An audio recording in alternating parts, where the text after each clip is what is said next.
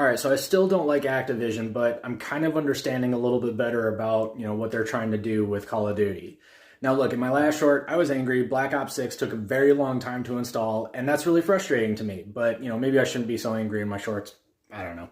In any case, the thing is I grew up with, video games where literally the original Xbox, you just pop it in and 5 seconds later you're playing. Or the Xbox 360 where you'd pop it in and a minute later you're playing, because those were, all of a sudden we were getting into 15, 20 gig games, and those were a little bit bigger, so, they required a little bit more time to install. Fine. Either way, you were playing within 10, 15, 20 minutes. I'm not used to plugging in games that are 100, 150, 200 gigabytes and then require like another 30 or 40 gigabytes in updates and stuff like that. And I'm not saying like I'm not used to it, as in they need to fix it. I'm a little bit frustrated that every time you sign on, there's another 30 or 40 gig update. Obviously, that's a little dramatic. It's not really every time, but you get the idea.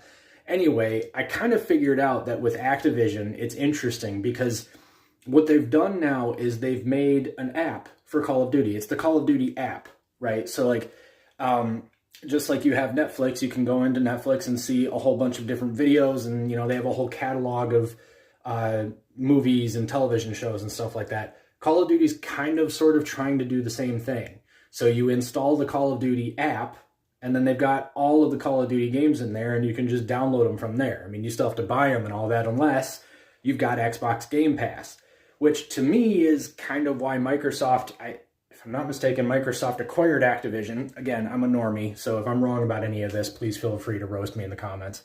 But the reason why Microsoft acquired Activision is acquiring these different high-value IPs is because they're just trying to put together more content for their streaming subscription.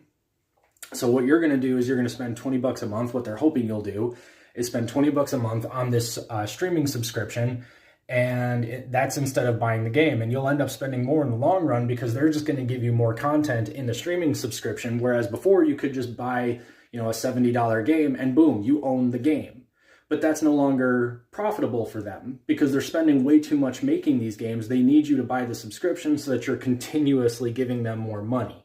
And then obviously they've got like the in-game transactions and all that too, which I think are ridiculous. But anyway, I kind of understand what they're going for with this new model where it's subscription-based. In my opinion, though, this is just going to lead to further degradation of the quality of the video games. And I saw a comment on my last short, who plays the campaigns? I do.